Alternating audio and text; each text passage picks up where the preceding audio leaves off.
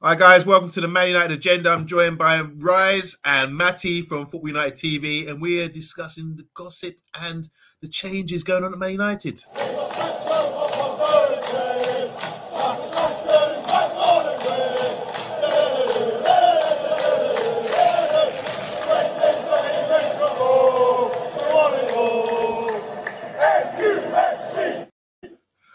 Greetings, everyone. It's Wednesday evening, and it's like a few days after that nightmare we had at the weekend. I just want to ask how you're doing, TALKMU, and how's Matt doing as well? And just give me feelings. It's what, 3-4 days since that defeat against our rivals. How are you feeling? Are you guys over it? My point of view, yeah, I'm okay. I'm doing all right. In terms of that game, I suppose I was hopeful we could get a result. So I think it's just something that I was kind of really expecting. So, but it still hurts. It still hurts. Yeah, big up that talk, and thank you, Mondi, for having us on. I'm doing well. Yes, I'm over it now. Yeah, I mean, you move on to the next game, didn't you? I mean, it was expected. Man City are a great team, Mondi. I mean, like, I couldn't expect anything else, and then a kind of battering at home. So yeah, it is what it is. Move on to the next, right? So we got Tottenham, I think, coming up, and we're still in the race for top 4, which means obviously Champions League. And if you do get in Champions League, this does establish you as getting attracting a better sort of quality of player. And there's going to be a lot of movement, I think, as we know, because contracts are coming to an end this summer for certain players. But with all the uproar and the form, even though we've only lost 2 under Ralph, there's a lot of question marks about the team, and a lot of news keeps coming out about certain players being unhappy, certain players not turning up, not wanting to play. There's so much going on at Man United at the moment. So what we're going to do, we're going to cover some of the stories. And the big one we're going to talk about is Rashford. Marcus Rashford. You remember him? The guy who set the world alight with his debut coming on under Van Gaal, and he was exciting, he was dynamic, he was like another youth prodigy and thing. He's been at the club a long time now. He seems to well established. He's one of the senior players, I imagine, and on a good wage, but he's not playing too well. So let me just give you the background here. We have Newcastle. Newcastle fighting off relegation. They're clear now. They're about 6 points clear of Burnley. They're a big club. If they stay up, surely they'll be trying to spend some money and build up and add to that top 6 to be another 7 maybe. They're back in the big time. So they obviously, when it comes to transfers, they're in the mix with all the transfer talk. And apparently, they've opened Newcastle apparently have opened talks regarding a potential move for Rashford, and we're talking about £60 million in the making. Also, about a year or 2 ago, Rashford was valued about almost double that, almost 100 mil. Well, he wants regular first team. Sorry, I was just going to say 150. I was at 150. Okay. Well, there you go. It's a major change, isn't it? So the issue was with Rashford. It got leaked that he wants first team football. He's disappointed that he hasn't been able to get first team football lately in the club. To give you a reaction, former player Rio Ferdinand, he said he was shocked. He said that's thrown him. He can't believe it that the story's been leaked and come out. He said you can only talk like that when you're playing well and performing on a consistent basis. He said Rashi isn't doing that, and he doesn't look happy. He said he doesn't know what it is. He said when he first came out, he had youth, energy, spark, quality, class, aggression, work ethic, but he's not seeing any of those qualities anymore. And he hopes the info is not coming from Rashi's camp. So let's discuss this, boys, because he's one of our own. He's even in our theme tune, our intro music. Matty, I'm going to start with you. With everything that we just mentioned there, potentially we got to cover the rumor that he's come out and said he wants to play better. I know TALKMU, hopefully you got some sort of graphics for us and stats about his performances. Let's talk about his performance and is it unprofessional of him what he's done, and what do you think about him moving on? Yeah, it is unprofessional. I mean, didn't he come out like a few months ago, said like, you know, he bleeds Man United. Well, this doesn't really look that way, does it really at the moment? It just seems like he's looking for maybe a new challenge, because it looks like he isn't really doing, like you said, very well at Man United. I'm not sure what the problem is. He was doing so well before he did all the government stuff, and I don't know whether that's like been a distraction, and maybe it literally has. given so much time into that, he's literally forgotten how to play, and I find that really strange. And like I say, I applaud him for doing what he's doing, but ever since then, it just doesn't really seem to fit into our team at the moment. I mean, look, you see him; he got left out of the game the other day, didn't he? When Ronaldo got left out, and you kind of think Rashford, but surely would have been like the perfect fit up front. But I mean, if Ralph, like, and we've talked about this before, Ralph like talks brilliance, and everything he says and in every decision he does as well, you kind of go, look, fair play, I get that. And the same thing with Rashford as well. Like, there's obviously something wrong where he's not going to be picked by Ralph. He looks like he's probably not going to be in the future plans of whoever the manager is going to be potentially summer onwards. So, look, I mean, it might be disrespectful, but then look at how many players have been disrespectful at Man United. So, look, if he's going to be linked with a club like Newcastle, I guess it makes Man United feel like they have to really up their game and whether they want to keep him or not. And if they want to sell him, then they just got to say goodbye. And that would be horrible because, like I said, he's, to me, a Manc through and through. And it'd be nice to see him stay at the club. Talk him, you hit me. Yeah. No, I mean, look, for me, I think, firstly, I don't see this happening. I don't see Marcus going to Newcastle. He's going, I mean, that if you look at that, the two different opposite worlds. I mean, not in terms of location, just in terms of the club status and you know, ambition. All right, I know Newcastle are ambitious because they've got the money now to say, right, we're a big player now because we've got loads of money. But come on, well, we need to see Newcastle actually do this on the pitch, put themselves in a position for contention for trophies. Then it becomes a different story. But as it stands right now, it makes no sense for him to make that switch. I know he's upset. You know, he's not getting the game time and all the rest of it. But surely, you know, at Manchester United, you've got to. Part of the deal is, you know, you understand you're a squad player. It's always been the case at Man United. So this could be. I agree with what, I don't know if it's you, Mondo, you said it, or Matt. This could be a case of, you know, the people around him maybe trying to squeeze us for some more money. You know. Well, if Mr. B was on the panel, he would be chirping up right now. And he is actually in the comments. So just while you're on that, he says this is all nonsense. Because he mentioned this the other day, Mr. B. He said this is all nonsense, just on contract talks. Team used to use Man United's name. Now Newcastle got too much money, so you're going to use their name and to try and get a better contract. What do you think about that? Do you think Mr. B's onto something there? Yeah, well, there is that. You know, there is that. I mean, you put yourself in the shoes of an agent. You know, you're like, yeah, hold on a minute. Newcastle, loads of money. You know, all you got to do is go to the media and you make that connection. Whether at Newcastle, because Newcastle against certain players' names, even if they've not mentioned it, but then there's this link is made from somewhere, they're not going to say, oh, hold on a minute, that's nothing to do with us. Unless it's kind of tapping up. If it was done in a tapping up sense, then they would say, oh, look, yeah, look, we haven't approached, blah, blah, blah. So these things, I suppose, yeah, that could happen. You know, it's because we all know what agents are like. And I'm not saying Marcus himself, because I think his net worth as it stands right now is about 80 million. So I don't see this being for him personally. I can't imagine this being about money for him right now. But what do you think then, guys, about like it says here that Newcastle have opened talks regarding a potential move in the summer. If it's come from Newcastle, then maybe it's nothing to do with being leaked about him, his team, suggesting that he wants first team football.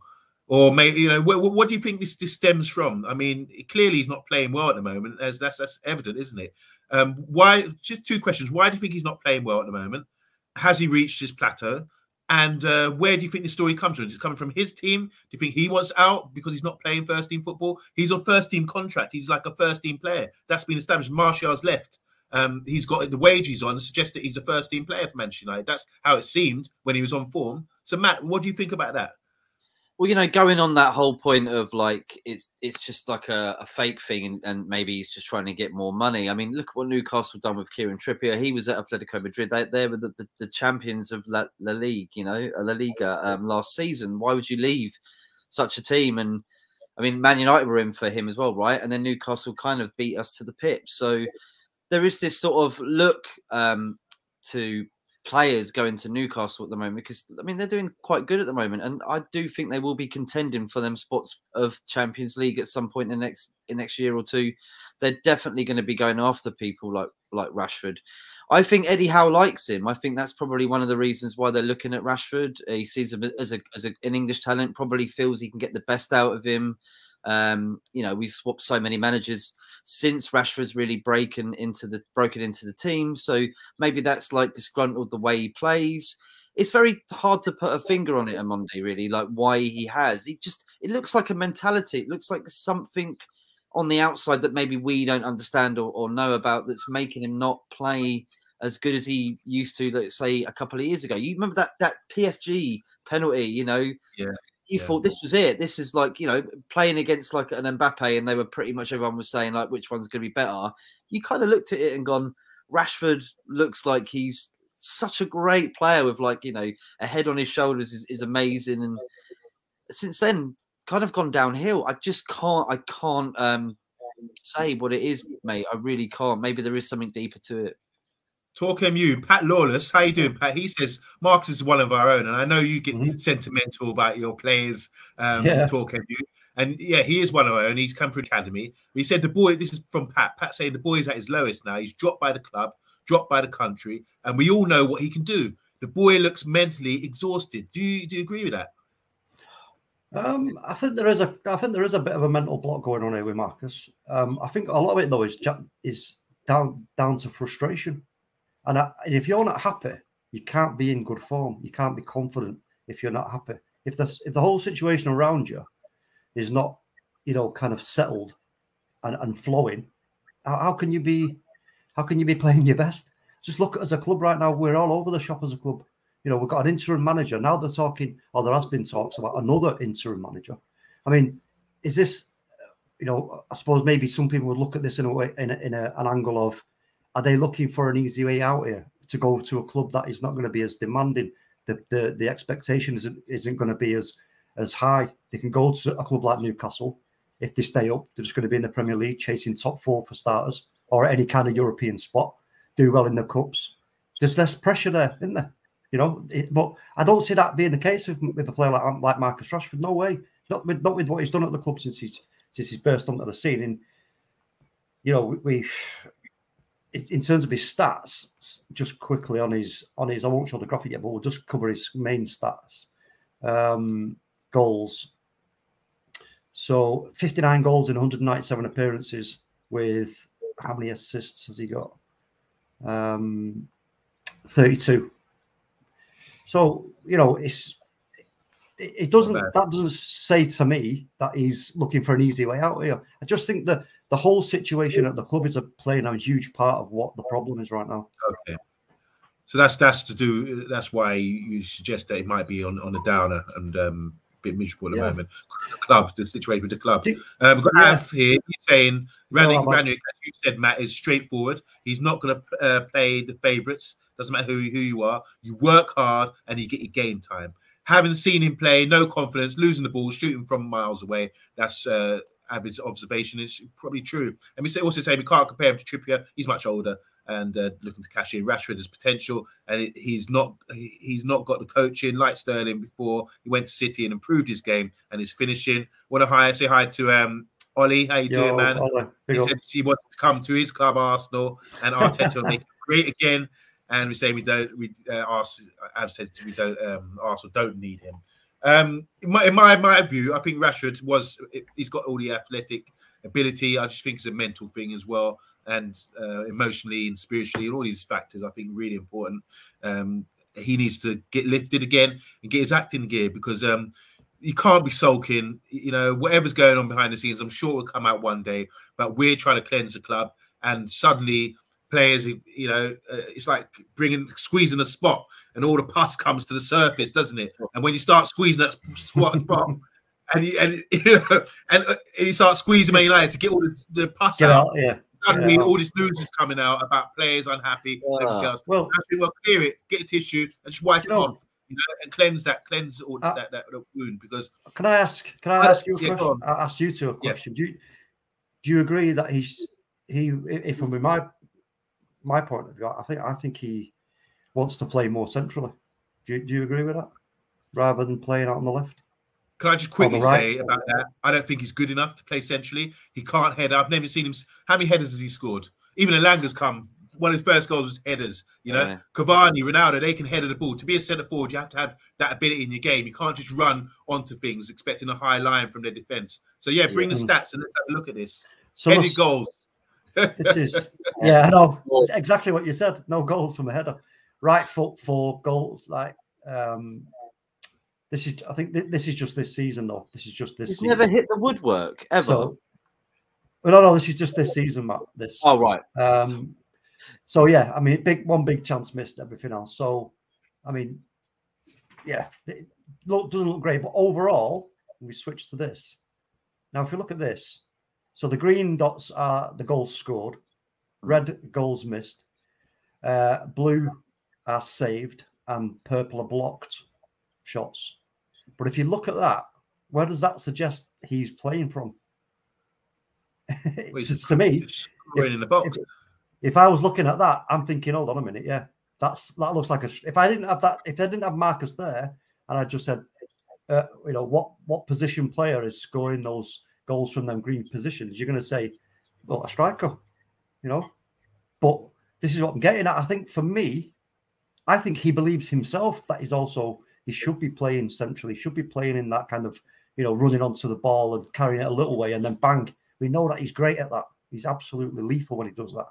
So maybe there's an aspect to that as well also. So if you add up, and also the injuries, we talked about injuries before with Marcus, but we don't know to what extent those injuries have diminished his ability to make a good decision, because for me, that doesn't add up.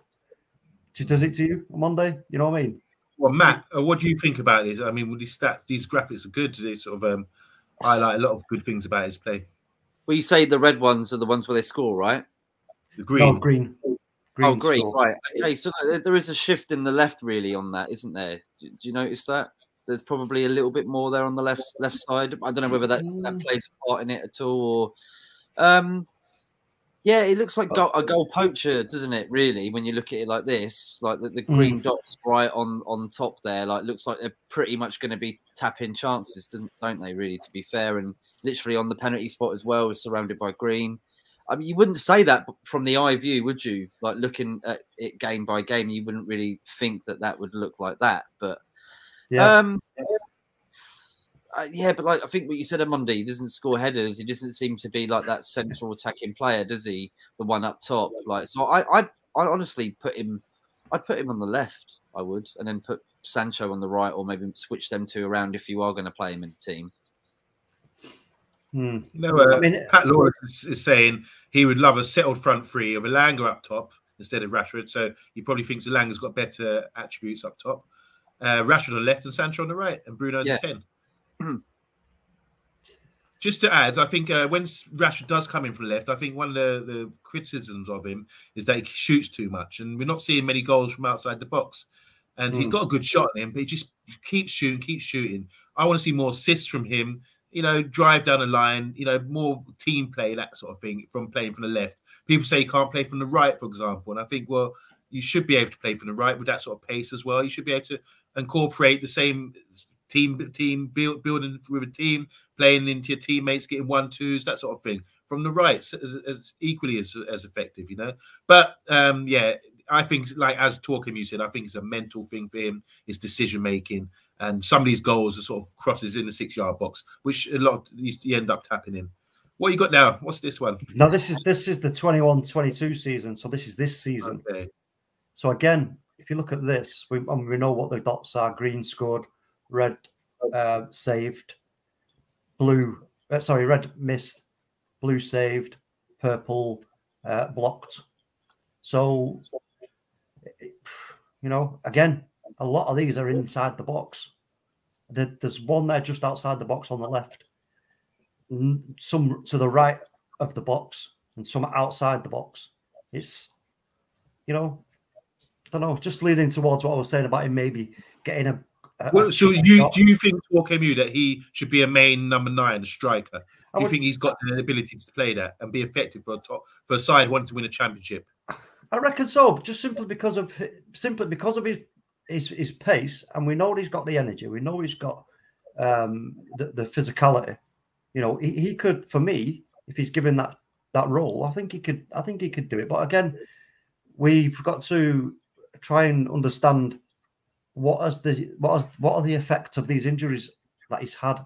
What are those effects been on him? Because do you know what? I'm under that. I'll say this. Do you know, you as a boxer, yeah, you do boxing. If you have had an injury in your like a muscle injury, and then you go back into boxing after you've had a layoff, and whilst you're doing your sparring, you're trying to give you that right hook or the left hook, whatever it is you use, but you feel it. It's like you go, well, nah, this is not the same. This does not feel like it did before. That's going to affect your confidence, isn't it? Going into a fight, you're going to think, do you know what I mean? So maybe we don't know We're talking about shoulder injury though on a football. But yeah, I know. But this is the thing: is what are these injuries that he's had? Because it was shoulder and back. You know, I don't know what it was, what part of his back it was. But for me, I just, I don't know. There must be something also there in the back of his mind that he's worried about. Something holding him back. You know what? This one is a tough one. We can only speculate. We've got 10 people in watching on live at the moment. Big up all you guys. Make sure you press the like button and tell us what you think. I mean, Rashford, his form's gone down. What's the reason for that? I think he does score goals. Can he play as number 9, as TALKMU saying? Where do we see Rashford? And should we sell him to Newcastle for £60 million, which is almost half of what he was valued at a couple of years ago? I don't know. It's a real tough one with Rashford, isn't it? Because, like you said, like Pat said, he's one of our own, and it's not nice to see that people exodus of players, especially someone like Rashford, who we expected to be like there for the long run. Just a couple of Mark Edmonds in the house. He said Rashford's agents are positioned to get Rashford back into the side. This is what Big Mr. B said as well, isn't it? Yeah, a big contract. Yeah. Prior to Matty, not you, Matty, but Matthew Bassett. Yeah. The only one. There's a thing here saying Shook, was there Patrick Schick in the middle. So the guy, the Czech Republic, scored a great goal from the halfway line against Scotland, didn't he? Play him down the middle, Sancho on the left, Bruno behind them, and Martial. Bring Martial back in. It's interesting that people chop and change. Martial was not really wanted, and now he's gone. People maybe start to realise he maybe is a good player. And finally, Rashford is too right-footed. His game is easy to defend against. On the left, he's looking to come inside, and on the right, he has to hit the byline and cross the ball. That's another point. That's a good point, because if you think about that, it's like, okay, you can deal with that as a right back. You can deal with that especially if you're doubling up. You're getting help from one of your centre backs to come across and doubling up on him. Where's he going to go? No way. He's got to release the ball. But as a central player with his, like I say, his physicality and his pace, it's a whole different story. So I think we're missing out on, what Marcus is lethal at. I think we are missing out on that. Okay, we're going to move on now. Wicked graphics, man. Just lastly, we say they mentioned here, Avid's mentioned here, Haaland and Kane as like they're sort of renowned as proper strikers, really, who can header, can hold up the ball and do these things. Those are sort of players maybe we should be looking at. But let's go and talk about our defence, because there's rumours now. I mean, Frank Lampard, he's struggling at the moment with Everton. He didn't play Rudiger, and then he got sacked. Suddenly, the new manager comes in, starts playing Rudiger again, and Rudiger's looking like I don't know, I'm going to ask you guys, but I've got 3 questions for you. Can we confirm that Rudiger wants to leave? Is he set to leave Chelsea? Because this is what the rumours are saying. I'm thinking, why would he leave Chelsea? They're European champions. We're supposed to be interested, but also, here we go again, Newcastle apparently interested as well in Rudiger. Do we rate him? The second question, Matty, I'm asking you, do we rate Rudiger? What is his attributes? What's he good at? And like, is he better than what we got? And would he be a good free signing for us? Because his contract runs out this summer. Yeah, it's a free signing. It's worth getting it. We do need squad depth, and he is a good player, like you said. Like Tuchel brought him into the side after Frank Lampard kept dropping him, and he seems to be doing very well. He had a great Euros, even though he got knocked out by England, of course. But I think take a chance. Why not? We need more players at our football club, and with everybody that's contracts at the moment at the club, that I think how many players at Man United that could potentially be going in the summer? There's quite a few in there that are on their last legs. Yeah, we've done a list the other day, and it's quite a lot. You're talking like almost a team worth 11, 12, maybe 15 players. So I can't see that being a bad thing. If Chelsea don't want him, they don't want to renew his contract there, then take it while you can. He would be a good adaptation to us, especially with Maguire not doing very well at the moment. So take it. And unless he's like asking for like ridiculous amounts of money, then maybe think about that and look for someone who's maybe similar, maybe a little bit younger and doesn't expect so much pay. But look, if it's a good deal, it's a free transfer, I don't see why not. I can't see there being a problem with doing it. I can't see the fans being disgruntled about the signing. So yeah, I'm pretty happy with that actually. Box is saying here that Rudiger never looked good until Tuchel came in. I mean, what can we talk about? How can we build this guy up? If you were selling his agent, what would you say about him, about his game? How good is he? I mean, what are we saying here, guys? Yeah, I mean, from my point of view, I think he's a good player. There are some people who argue the point that he may be better suited to a back three. We've had this conversation before. There you go. Round two with Matthew Bassett. Yep. Thank you, Matthew. So yeah, back three. But in terms of everything else of his game, is the pace, the physicality, and everything else. Sometimes when I've watched him, the positioning a bit risque, shall I say, just a touch risky. You see him and you think, wait a minute, but then he can make up with that with his pace. You know what I mean? Because he's got a short burst, and for me, if you look at his value, which is currently about 30+ million, I would say he's going to want, going on a free, coming to United, he's going to want at least close to the 300 mark a week wages. Now, if you think about no purchase fee to buy him, is that good business for us to pay him them kind of wages on a 2 or 3 year, whatever he would? 300 pounds. Yeah, Box is saying the same. 300k. He's laughing at that. Is that good business or what? Well, that's what I'm asking. For us, what does he bring different to? All right, Eric Bayer injuries, we know that. But in terms of everything else, is he better than Harry Maguire? He's better than Harry Maguire. That's what I'm saying. We want better players at Man United. If he's better than Harry Maguire, then get the guy in. Like I'm just winding a Monday up now. No. Can I just say a little something about Rudiger? They played Liverpool in the cup final a couple of weeks ago. He had what's his name, Salah on toast. He had him. He said, "Run with me." He kept him quiet. This is a quality player. 1-to-1 man marking. He don't have it. I listened to a really funny interview the other day from Mikel Antonio from West Ham. He's known for running into the channels, strong, big and strong, got pace, to burn. And he got the ball, went to push it against Rudiger, and they went down to the channel, and Rudiger locked him off, pushed him off the ball, and just cleared it. And Rudiger said, these are the exact words, said, "Not me, bruv." Meaning, don't be trying that with me, you know? Yeah. And that's the confidence. I think that's amazing. That's great confidence. Yeah. He's got that about him. And he's a spoiler as well. He gets into people's heads. He's always there trying to wind people up and everything else. I think he's really an effective, good player. Very, very good player at centre-back. Maybe one of the top 6-7 centre-backs in the Premiership, in my opinion. Can I ask you go ahead. Can I ask you, would you swap him right now for Maguire? See, I'm not gonna. It's not gonna happen. It's not gonna happen. But I think if our aim is to be winning titles and that kind of thing, I really do think we need to sort of have better players as backup or better players in the first team. There's a lot of people in the comments talking about a back three and with Rudiger playing better in the back three. I don't see him getting exposed in the back two.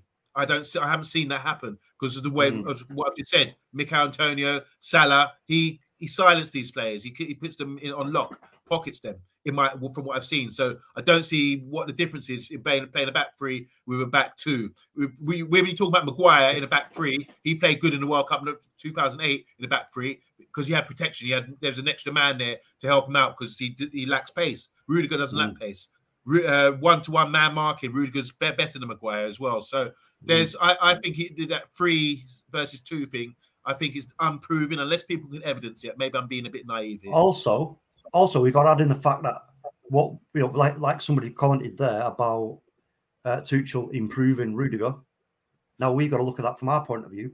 Firstly, the question is, which is the more attractive club? Goes without saying, Man United. Secondly, a question is who's the manager going to be? And this is a big doo-doo for me right now. Yo, big ups all over the 449 super chat. That's my ice cream. Why 449 Solo? I know. Why did you round it off? Round up 40. But yeah, thank you. Big up to Solo for the super chat. And you've got nothing to say, but we're just gonna big up your name. We're just gonna mention your name, Solo, Man United agenda. You know, we have to look at ourselves at this. It must be frustrating for a squad of players at a club like Manchester United, with everything that's gone before. I know, not living in the past, but just we have to look at what's gone before, just simply because that's the benchmark. This is what we are as a club. So to be in this situation that we're in, it's for me, it's totally bizarre and alien. All I can ever remember, really. I remember Fergie turning up and arriving, the early struggles, and then all of a sudden got to that, that first title, and everything just went, skyrocketing. So, in terms of manager, we've got to look at who would be the manager coming in best suited to someone like Rudiger, and keeping Paul Pogba, at the club. It's just a really big question that needs answering before we get to the transfer window for me, because you will settle the players down if you answer that question as a club. Talk. I don't want to. Sorry to interrupt, but did you say earlier about there being an interim manager, another interim manager? Did you say that? Well, that was I read it. I can't remember where I read it, but it was read that if Carlo Ancelotti, they was thinking of bringing him in as an interim, short-term kind of. Yeah, I know. And I was like, wait a minute. We just got an interim manager in Ralph Rangnick. And for me, if I'm honest with you, if I was to ask the question by the club, which I know I never will be, but if I was, and they said, okay, what's your thoughts on the managerial position? I would say, look, either, you go all out for Ten Hag and drag him here, kicking and screaming, with Van der Sar also. And if that's not possible and just not having it, you've got to stick with Ralph. I would say stick with Ralph, because it's quite clear. Ralph, in my opinion, is what he realised was he came in, he tried the 4-2-2, not enough time, game's running out, points are needed, he had to switch to something more simple, and he's been getting us results in terms of we're getting points. Okay, not all the points, but we've been getting points. So we've been beaten twice since he's arrived. Once by, who was it? Wolves, and then Manchester City. Now, the Manchester City one, for me, I just think tactically there were some question marks in terms of how we approached the game, which this is not the stream to talk about it, but there was. So, yeah, you're not always going to get it right from that point of view. But I think for me, if you can't get Ten Hag, I would just stick with Ralph and give him another 3 or 4 seasons, and I believe he would absolutely turn us into what we want us to be. But yeah, but I mean, like, would that would put off Rudiger, wouldn't it? Not knowing who your manager's going to be. That, like, why would he? Well, why would he? That's a good point. Hold on a minute. That's a good point. Do you think the manager? Look, we need to be decisive here about these manager things. Any signing, anyone we linked with, they're going to want to know who they're going to be working for. That's really important. Long term, what the goal is. When Ferguson used to bring players to the club, it'd be like, right, I'll show you around. This is what's going to happen. This is what your role. This is what we're going to introduce. And that you should sell the player usually. At the moment, Rudiger doesn't even know who's turning up. So I think the player, if we are in contact with the manager, they should be highlighting, right, talk to Rudiger, I want him in. And let him know I'm the man coming in. That should be the sort of conversation we should be having right now. Rudiger, I'm giving him a thumbs up because I think he's got the quality. He's proven it at Premiership level. He's coming from European champions. And as I said before, there's a lot of people saying here about 3 in defence, 2 in defence. I think he can do both. I don't see enough evidence to suggest that he can only play in a 3. It's just that he played in sides that do play a 3, in my opinion. He's quick enough. Someone said he can't play in a high line, but he's quick enough. Of course he can. He can go man to man. 2 things you need to play in a high line: go man to man like Van Dijk does, and be quick enough. These are the attributes that he does have. I want to move on, guys, because I just want to ask you quickly: is Rudiger yay or nay for you? Yeah, thumbs up. Yeah, I'm giving a thumbs up as well. Can't see your thumbs talk. I'm just saying, just say, yeah. What's that going to be? That'll be a yeah. Okay, if that's possible. Yeah, there's another news. Let me just run through. Stop me if you can, guys. And guys in the comments if you want to talk about anything here. Jamie Carragher, he's been watching Donny van de Beek. He said he's not impressed by Donny van de Beek. Have you guys been doing a player cam of Donny van de Beek at Everton? Do you see anything there that could entice him to coming back and being part of our squad again? Let's make this. Yeah. Didn't he have like the first couple of games were really good, and everyone was saying like, I believe so. Doesn't Man United miss out on that sort of player at the moment? You can't really blame him for the way that Everton are going at the moment. They've got serious problems, haven't they? Let's put it that way. The way they brought in players, etc., etc. You can't blame him. I'd like to see him come back to Man United. I'd like to give him another chance. Let's see how he carries on till the end of the season with Everton. But at this moment in time, it's 50-50. Like the start was great, and at the moment not doing so well. But maybe that's because of the whole club at the moment and the fact that they're a bit down. They're going into a relegation battle. It's probably not the best predicament to be in, is it, for Van der Beek? You know, at a club where you're literally battling to stay up, and a club that hasn't been down for like since the 1950s. So yeah, I wouldn't blame him for that. I'd like to see him back on Monday. I really would. What do you think about that talk? I mean, you're saying he's not impressed. Well, look, I mean, like Matt there, I can't really add much to what Matt said, but I think, Jamie Carragher, look, I mean, he says some things which, sort of just go right over my head sometimes. Just thinking, what are you talking about?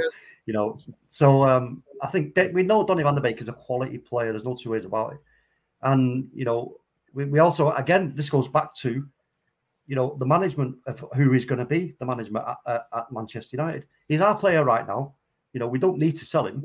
We got him for a decent price. He's away at I would say, a decent sized club as Everton. Yet they're in a battle at the moment. They've got serious defensive issues, which they need to sort out quick. Frank Lampard's got a big job on his hands.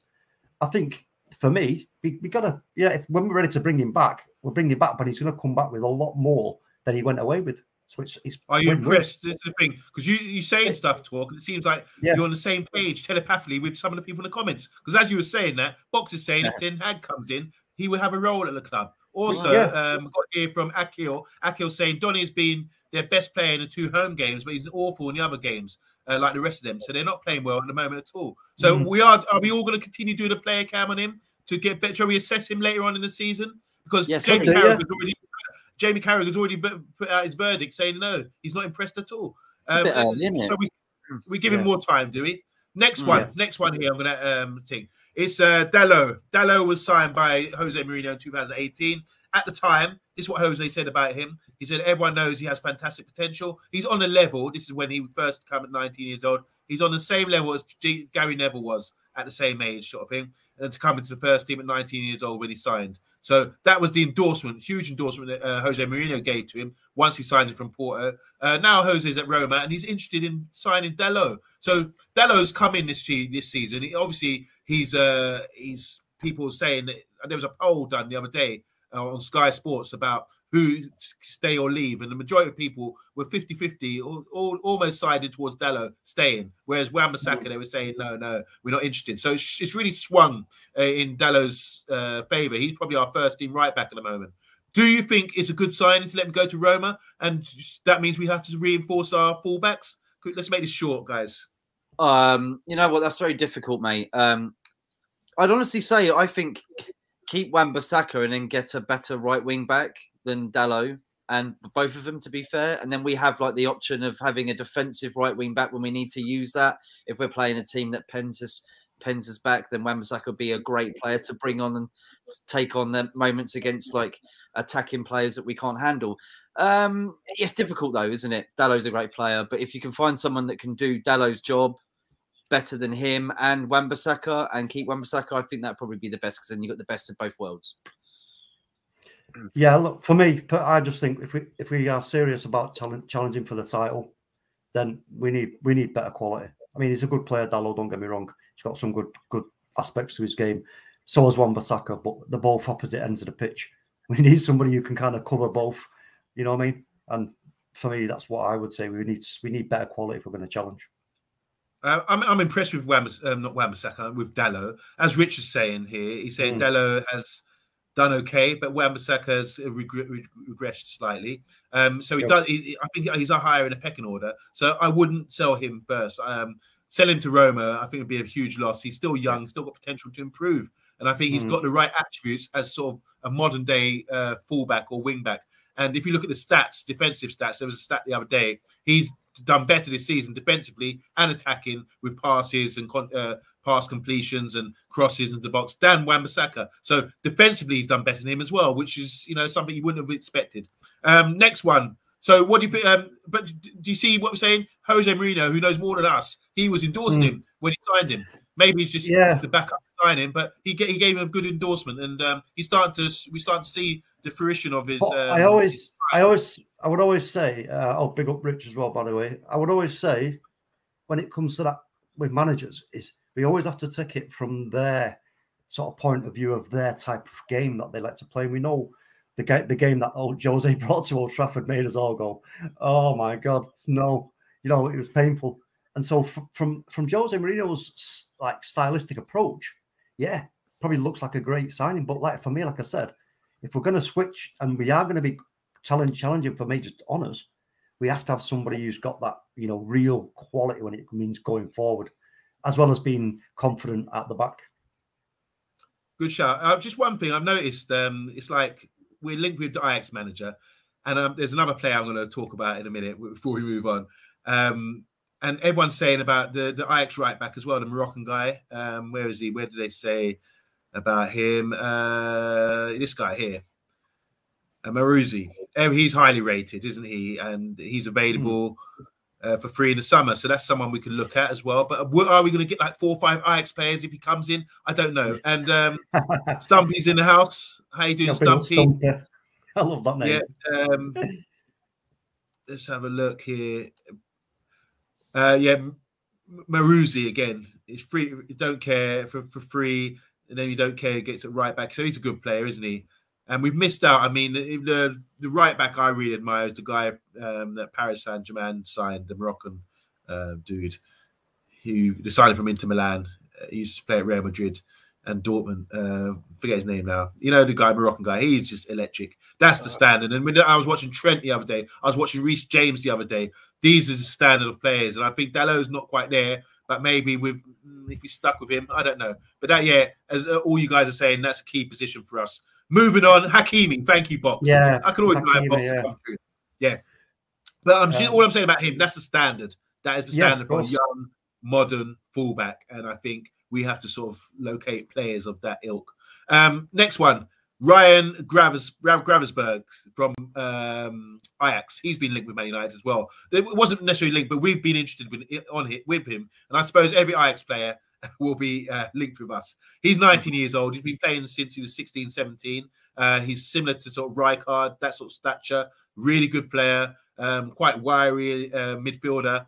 And he could be a potential replacement for the guys that are leaving our midfield. We've got Matic, everyone says is old. We've got Pogba, could be leaving on a free. There's Bayern Munich have been linked with him for 30 million, but they've been put off by the price. So maybe he's someone that we could start looking at, and realistically, because I put him in the same mold as, like, talent-wise as Bellingham, for example, who Bellingham doesn't seem to be interested in Man United. He wasn't when he was at Birmingham. And I saw a little video the other day where he's like, nah, as if to say, someone asked him if he signed for Man United.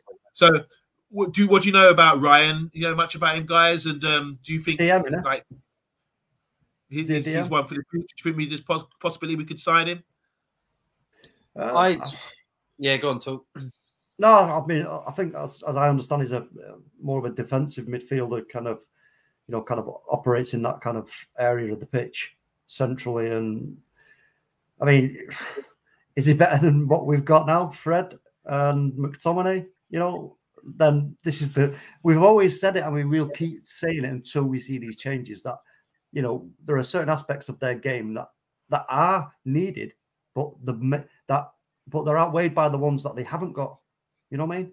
We just haven't got that. I mean, like in the last game, for example, there we played 2 against Manchester City, who we know love to dominate the ball. That's what I was getting at earlier. But then we didn't ask our wide our forward midfielders to drop back to help out, you know, to help us control and hold on to the ball to sustain. And I don't know. I mean, them two there, that we can't rely on them to have any kind of sort of dominance in the midfield. So it's Ryan a yes for you then, TalkMU? Is Ryan someone who fits the bill, ticks the boxes, young, potentially one of the best players in Europe, young, most sought after players? Definitely. Yeah. Let's watch him. He's in the Champions League this week and next week for Ajax. Yeah. Let's have players watching him. Let's get back to that because I think we need to get more scouting on him. Because we don't get to see the Dutch league that often, and he's playing in the Champions League at a high level now. So let's watch him in the game next week and see what he's about. Matty, did you Ryan? Did you mention anything about Ryan? You interested? Yeah, I mean, look, 19 years old. He's definitely going to be a talent. He's definitely better than what we've got. He would do the role on his own. It's that sort of crab, you know what I mean? Left to right, sweeping up like the plays. He's really good in command and that. And you've seen the way Ajax have been this season, great in the Eredivisie and also in the Champions League. They had 100% record in the group stages, which shows you, like, you know, against top teams, he can do the job at 19 years old. And if we need to get those sorts of players in, because like I think Mr. B stated, our midfield literally are going to be leaving soon if we don't get somebody. And I think that's a good option, especially if we get Ten Hag as well. He could just bring the whole lot over. Van der Sar, let's call it a day. So just going back to that, so you're saying about fitting the bill, 19 years old, that's the sort of sensible signings that we need to be making. The last person I want to talk about, I don't know, this could cause a big sigh, or could cause a bit of excitement. Lewandowski, you know, the one who's always up for Ballon d'Or, maybe should have won it last couple of years. He scored 40 goals in 7 seasons. He's really smashing it. Scored a hat-trick the other day in 11 minutes. I mean, he's 33 years old. Does this remind you of like signing Cavani, signing Zlatan, signing Ronaldo, older strikers who were world class, but maybe coming to like on the slide a little bit? Are you interested in like a £45 million signing of Lewandowski, someone who still scores, bangs a lot of goals? What do you think about this signing and us being linked towards Lewandowski? Does it excite you or does it make you sigh? No, for me personally, we're not that club anymore. OMONDI, in my opinion, we're not that club. Alex Ferguson did it a few times and did it well because we were in a good position to do it. As it stands right now, we are not in a good position to be bringing in sort of the older end players who may, and I'll say that again, may bag a load of gold for us, but also there is more a chance that they're going to be out a lot of the time injured, and it will just slow up the progression of any younger players in the squad. It will slow up our progression as a team once we find an identity under whichever manager it is. And I know, for me, I just think, no, listen, we've tried and done that too many times and it's not the right time for me. Matty, Lewandowski, someone who's rated in the Ballon d'Or top 3. Would you take him? At 33 years old, you said he was, right? Roughly 33. He's 33 now, yeah.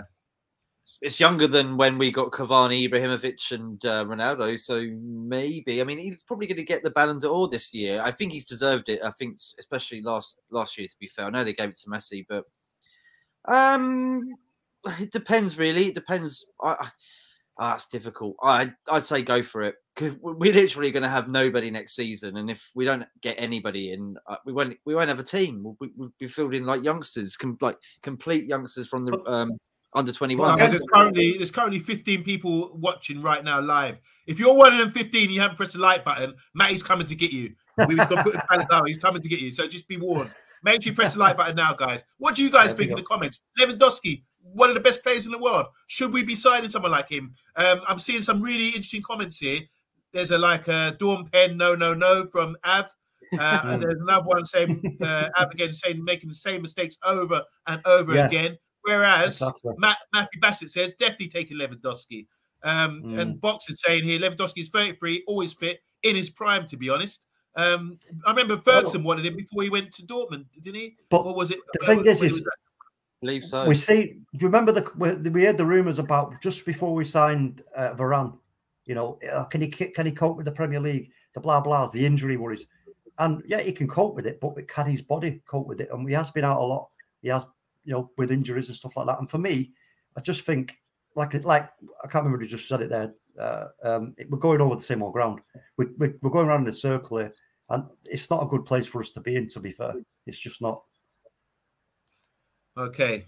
Well, it's all about balance, isn't it? I mean, people have said about the squad and what we need. There's going to be players definitely leaving.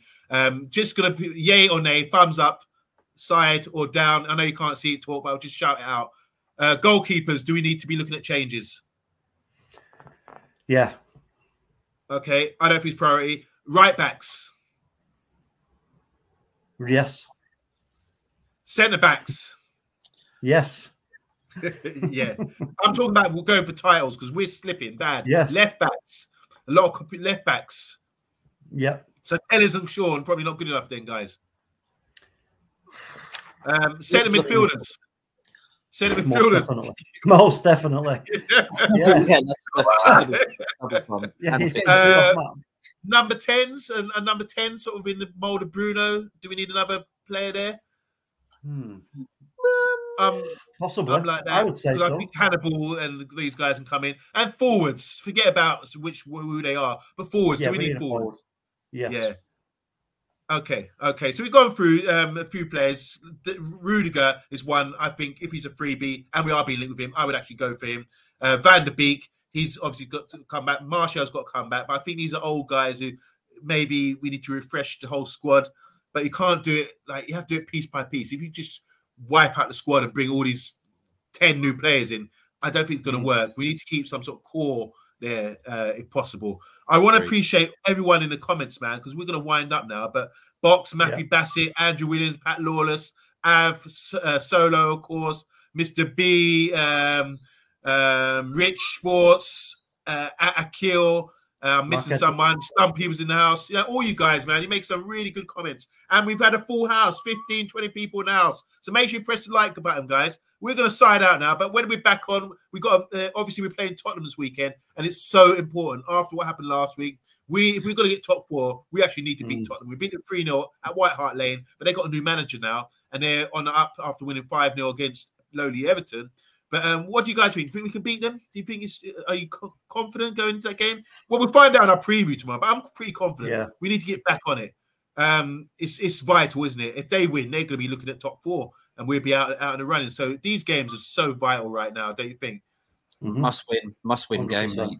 And Arsenal as well. That both of them North London clubs we got to beat, mate.